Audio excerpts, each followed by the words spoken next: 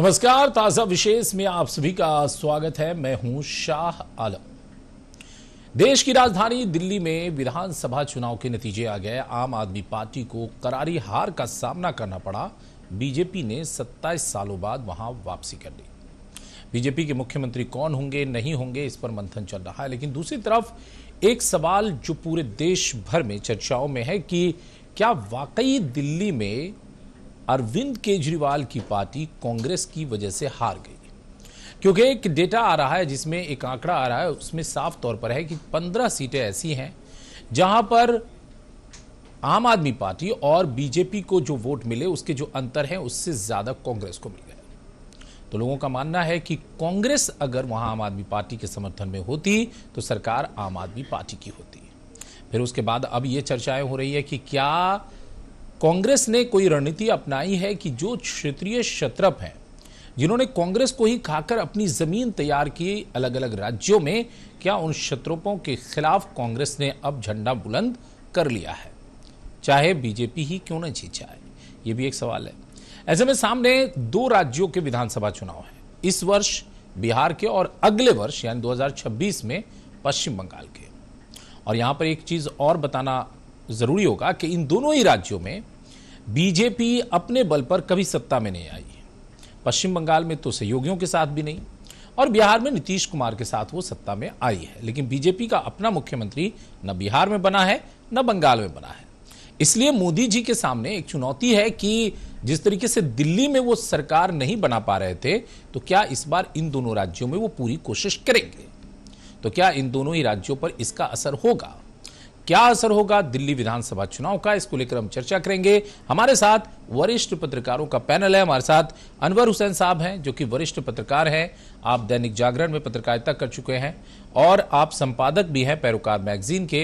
अनवर हुसैन साहब, आपका बहुत बहुत वेलकम है। हमारे साथ दूसरे खास मेहमान राजेश कुमार, जो कि वरिष्ठ पत्रकार है, वो पटना से हमारे साथ जुड़ेंगे। हम उनसे भी चर्चा करेंगे। लेकिन पहले आइए आपको दिखाते हैं ये रिपोर्ट। दिल्ली चुनाव के नतीजों के बाद सबसे ज्यादा बिहार और बंगाल की राजनीति गरमाई हुई है। एक तरफ जहां तृणमूल कांग्रेस ने आम आदमी पार्टी की हार के लिए कांग्रेस को जिम्मेदार ठहराया है, तो वहीं दूसरी ओर कहा जा रहा है कि कांग्रेस अब अपने बलबूते पार्टी को राज्य दर राज्य मजबूत करेगी। इसी कड़ी में बंगाल की सीएम ममता बनर्जी ने सोमवार को विधानसभा का सत्र शुरू होने से पहले विधायकों की तृणमूल परिषद दल की बैठक की। बैठक के दौरान दीदी ने साफ कर दिया कि जो कहना है, जब कहना है, मैं कहूंगी। साथ ही ये भी कहा कि दिल्ली में आम आदमी पार्टी की हार कांग्रेस की वजह से हुई है। हालांकि कहा जा रहा है कि दीदी ने यह भी साफ कर दिया है कि बंगाल में तृणमूल कांग्रेस को किसी की जरूरत नहीं है। दरअसल दिल्ली की 14 विधानसभा सीटें ऐसी हैं जहां पर कांग्रेस को मिले वोट बीजेपी और आम आदमी पार्टी को मिले वोट के अंतर से ज्यादा है, जिसमें अरविंद केजरीवाल की सीट नई दिल्ली और मनीष सिसोदिया की सीट जंगपुरा भी शामिल है। अब क्योंकि ममता बनर्जी ने अपने विधायकों से कह दिया है कि बंगाल चुनाव में किसी तरह का गठबंधन नहीं होगा, तो बीजेपी के बंगाल सह प्रभारी अमित मालवीय ने ट्वीट कर पलटवार किया। उन्होंने सोशल मीडिया साइट एक्स पर लिखा कि दिल्ली के नतीजों का झटका पश्चिम बंगाल में भी महसूस किया जा रहा है। घबराई हुई ममता बनर्जी ने टीएमसी विधायकों से कहा कि बंगाल में कोई गठबंधन नहीं होगा। ये आश्चर्य की बात नहीं है कि वो हरियाणा और दिल्ली में विपक्ष के लिए एक अलग मानदंड लागू करती हैं, लेकिन घर में गठबंधन के लिए जगह छोड़ने को तैयार नहीं। कुल मिलाकर दिल्ली चुनाव में मिली जीत के बाद बीजेपी के हौसले बुलंद है, तो दूसरी तरफ इंडिया गठबंधन के लिए कई तरह की चुनौतियां हैं। वो भी तब जब इसी वर्ष बिहार में, अगले वर्ष बंगाल में और उसके बाद 2027 में यूपी में विधानसभा के चुनाव होने हैं, जहां इंडिया गठबंधन से जुड़े दलों की बड़ी परीक्षा होनी है। बिल्कुल, हर किसी के जहन में एक ही सवाल है कि इसी वर्ष बिहार में विधानसभा के चुनाव है, अगले वर्ष पश्चिम बंगाल में विधानसभा के चुनाव है और उसके अगले वर्ष यानी 2027 में उत्तर प्रदेश के अंदर चुनाव है। और इन तीनों ही राज्यों में विपक्षी पार्टियों में यानी इंडिया अलायंस के जो बड़े घटक दल हैं वो हैं, चाहे वो सत्ता में है चाहे वो विरोध में है।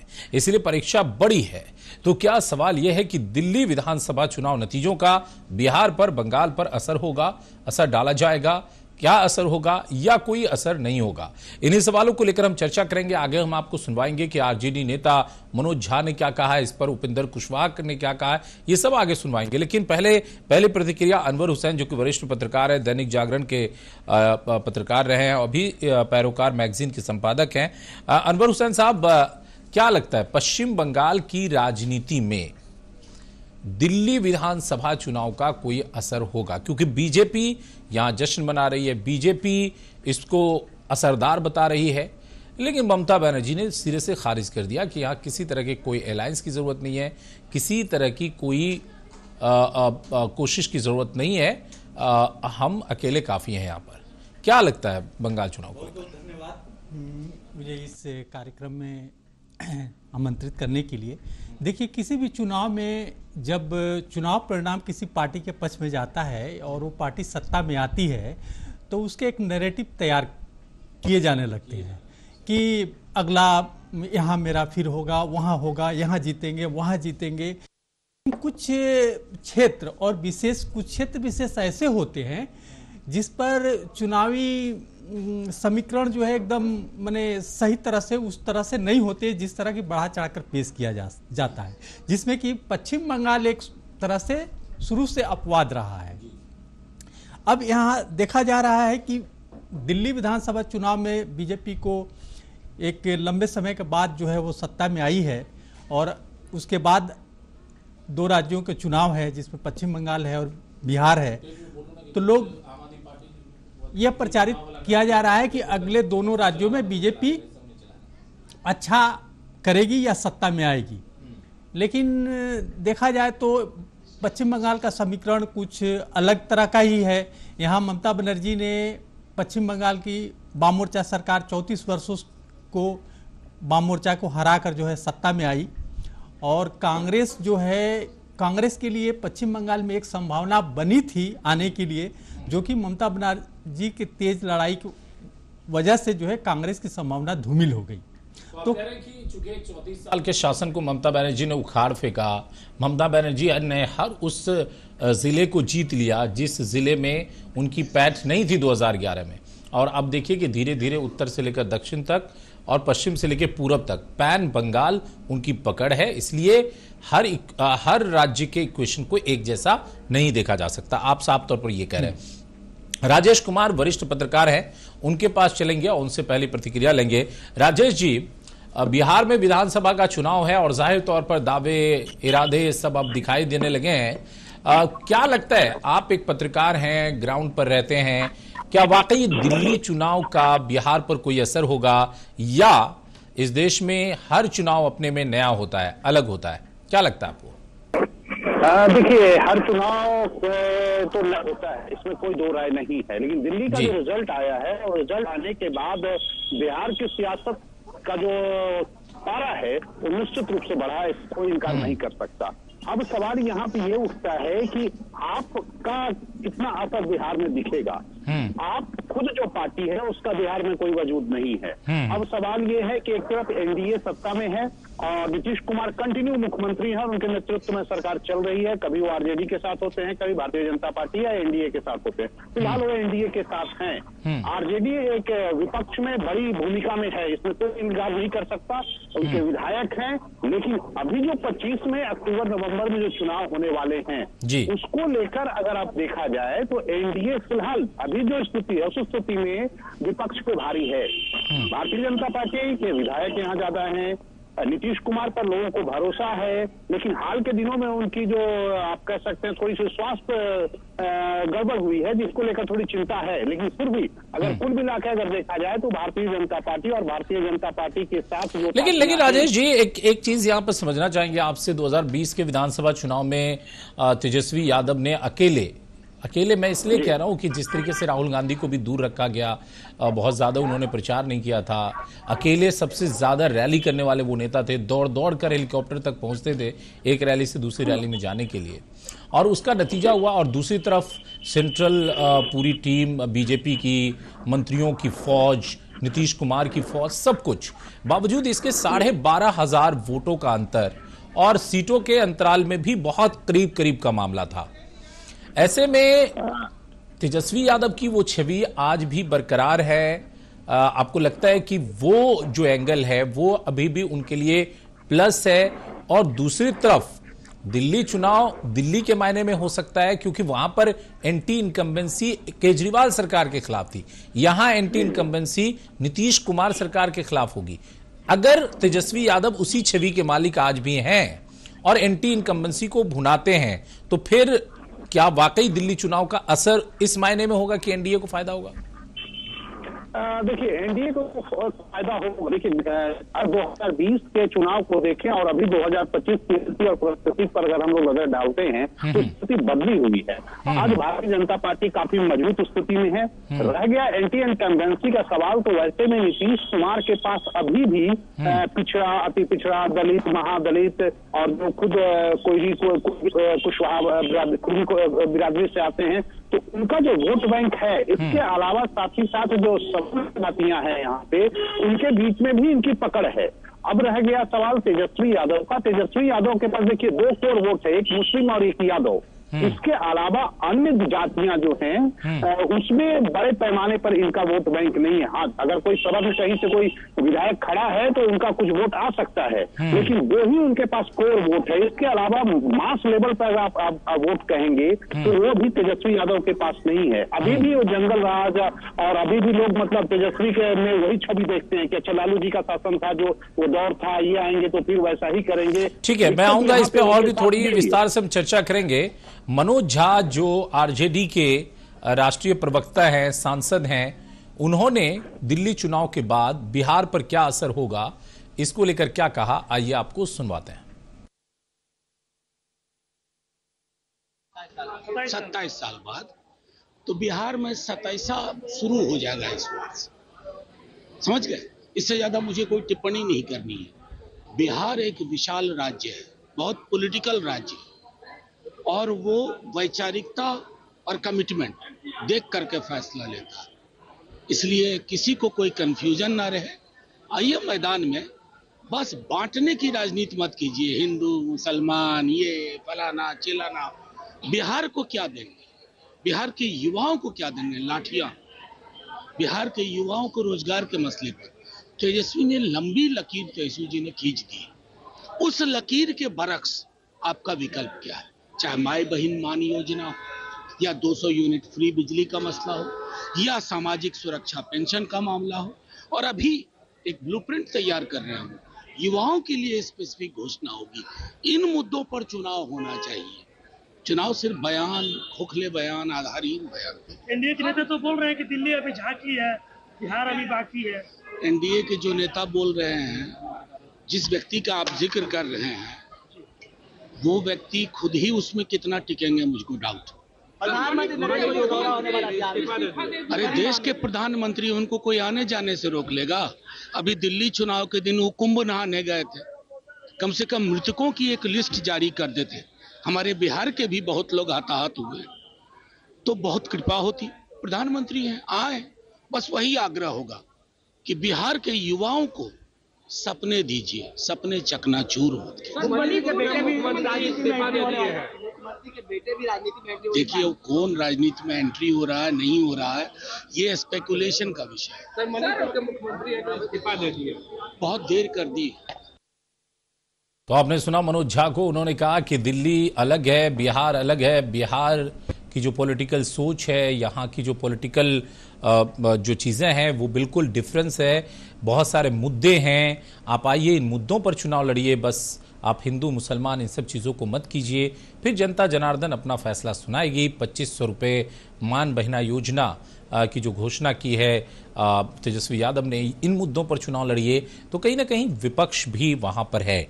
लेकिन सवाल यह है कि क्या मोरली जिस तरीके से एनडीए बूस्ट अप हुआ है, क्या उसका फायदा बिहार चुनाव में एनडीए उठा पाएगा? क्या बंगाल में उसका फायदा उठाने की कोशिश बीजेपी करेगी?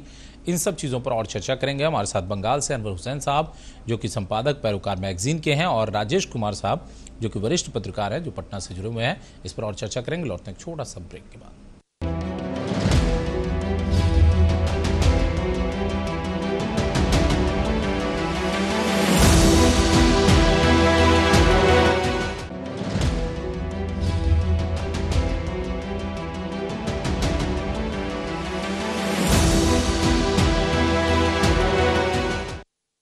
ब्रेक के बाद एक बार फिर से आप सभी का स्वागत है। आप देख रहे हैं ताजा विशेष, और ताजा विशेष में हम बात कर रहे हैं कि क्या दिल्ली चुनाव में जो परिणाम आए उसका बंगाल बिहार पर असर होगा।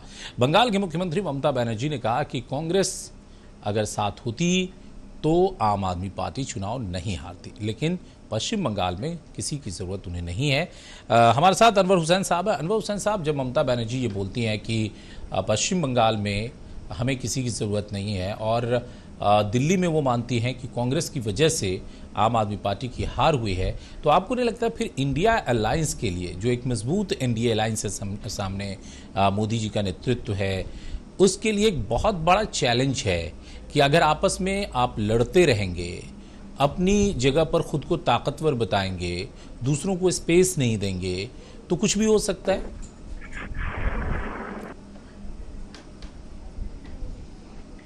अनवर साहब। हाँ, देखिए, राष्ट्रीय स्तर पर दो गठबंधन है, एक एनडीए और एक इंडिया अलायंस।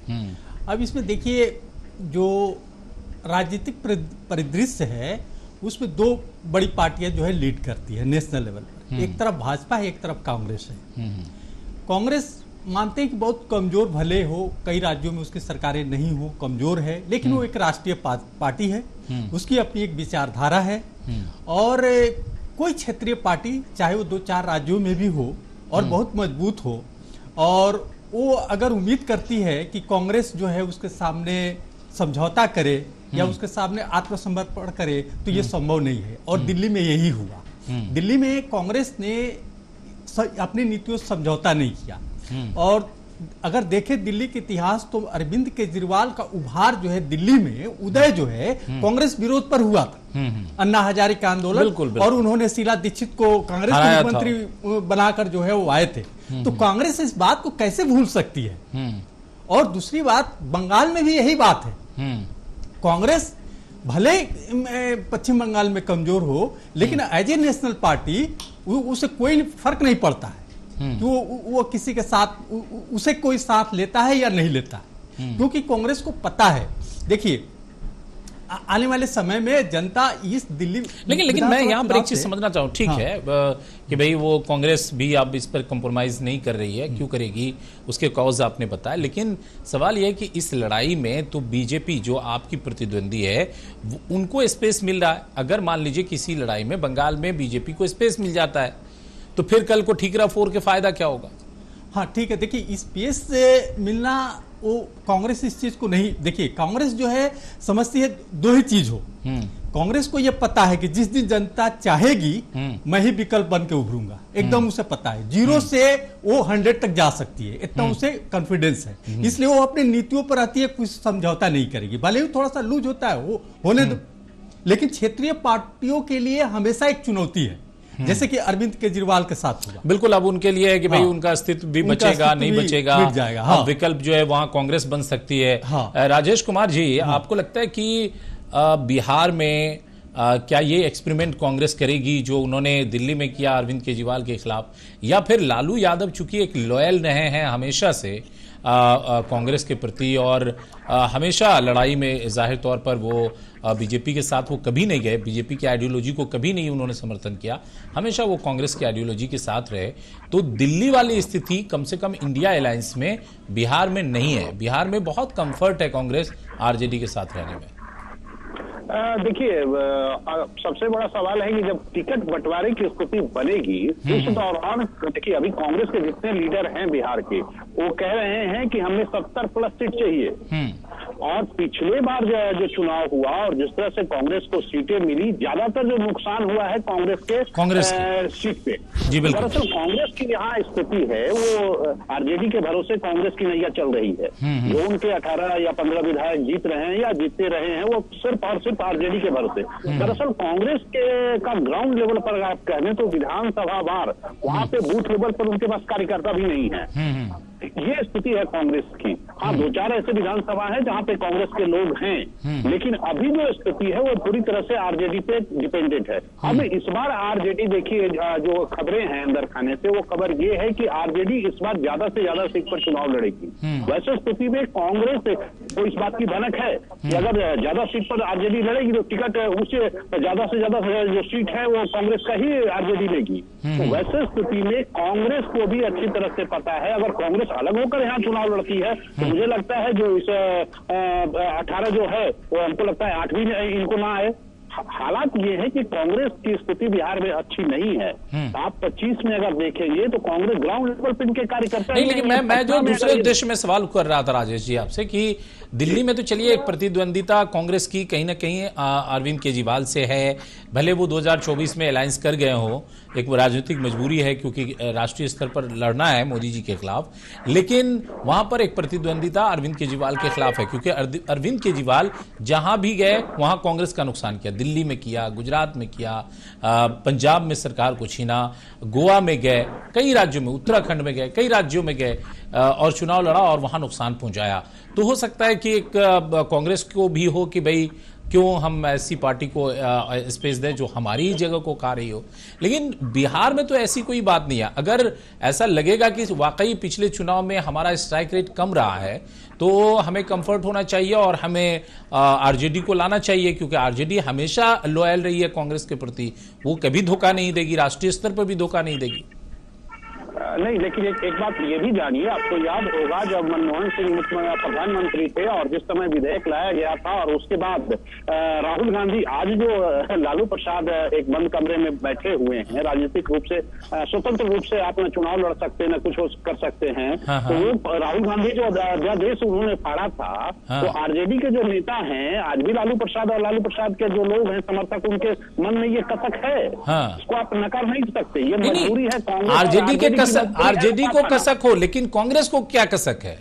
कांग्रेस क्या कर पाएगी वहां? हाँ है देखिए, कांग्रेस के आज जो भी क्षेत्रीय पार्टियां हैं, खासकर बिहार हो या उत्तर प्रदेश हो या बंगाल हो या बीसीडी किसी भी स्टेट में, वो सभी एक जमाने में दलित, मुस्लिम, सवर्ण सभी जो थे वो कांग्रेस के ही वोटर हुआ करते थे। और आज की तारीख में आरजेडी के पास जो वोट बैंक है, चाहे वो दलित का हो, चाहे यादव का हो, खासकर मुस्लिम का हो, वो सब कांग्रेस का ही वोट बैंक है। वो सब आज की तारीख में आरजेडी में शिफ्ट है। कांग्रेस कमजोर हुई और अगर आरजेडी तमाम वोट को हथिया लिया है, इस बात को कांग्रेस को पता है। लेकिन एक अच्छी बात है कि अगर राष्ट्रीय पार्टी खड़ा हो रही है और ये ऐलान अगर कर रही है, अगर कांग्रेस यहाँ भी, देखिए एक सबसे बड़ी कमजोरी है, अगर कांग्रेस अगर वाकई में हिम्मत दिखाए तो स्थितियां बदलेंगी। लेकिन अभी जो वर्तमान स्थिति है बिहार के का जो कांग्रेस है पूरी तरह से लालू प्रसाद के यहाँ नतमस्तक है, चाहे वो राहुल गांधी हो, चाहे यहाँ के प्रदेश अध्यक्ष। आप सच्चाई ये है कि बिहार में कांग्रेस का प्रदेश अध्यक्ष कौन होगा ये लालू प्रसाद तय करते हैं। चलिए, सच्चाई है, आप जान लीजिए। तो ये हालात को देखते हुए मुझे नहीं लगता है कि अगर ये अलग भी हो या साथ भी रहे हों तो एनडीए जो यहाँ पे भी वर्तमान में सरकार है उसके सेहत पर बहुत ज्यादा असर पड़ने वाला नहीं है। चलिए राजेश जी, बहुत बहुत शुक्रिया। और एक आखिरी कमेंट, क्या आपको लगता है अनवर हुसैन साहब, बंगाल की राजनीति पर इन सब चीज़ों का कोई असर पड़ेगा इस परिस्थिति में जब यहाँ बीजेपी काफ़ी कमज़ोर हो गई है, उनके कई नेता पाला बदल चुके हैं, वो आपस में इत्तेफाक नहीं है, केंद्रीय नेतृत्व को टारगेट देना पड़ा कि आप इतने इतने मेंबर्स बनाइए तब जाके आपको पद पार्टी में मिलेगा। ऐसे में आपको लगता है कि बीजेपी के लिए यहाँ कोई ऑप्शन बनता है ममता बनर्जी के रहते हुए? नहीं, खूब ज्यादा ऑप्शन बनने की वैसे संभावना नहीं है। हालांकि विपक्षी पार्टी के तौर पर बीजेपी यहाँ अपना अस्तित्व बनाए रखेगी और जो है उसे सत्ता में आने के लिए और भी बहुत लंबे संघर्ष करना पड़ेगा। चलिए, बहुत बहुत शुक्रिया आपका अनवर हुसैन साहब, राजेश कुमार जी। देखना होगा कि बंगाल और बिहार के चुनाव पर दिल्ली चुनाव का क्या कोई असर होता है, क्योंकि तमाम जो विश्लेषक हैं वो अपने अपने नज़रिए से विश्लेषण करते हैं। क्योंकि ये बात भी सच है कि हर चुनाव अपने में नया होता है। क्योंकि लोकसभा चुनाव में बीजेपी को हार मिली, हार मैं इसलिए कह रहा हूँ क्योंकि 302 से घटकर वो 240 पर आ गई, लेकिन उसी बीजेपी को फिर विधानसभा में जीत मिल गई। तो जाहिर तौर पर ये एक चर्चा का विषय रहता है कि हर चुनाव अपने आप में अलग होता है। हाँ, जिस वजह से हार हुई है इंडिया अलायंस की, उसको ठीक करे इंडिया अलायंस, तो इंडिया अलायंस को फ़ायदा होगा, और अगर नहीं किया तो नुकसान होगा। क्योंकि हर कहते हैं ना कि ठोकर से सीख मिलती है। तो अब देखना होगा। चलिए, बहुत बहुत शुक्रिया आप दोनों मेहमानों का। विशेष में इतना ही, नमस्कार।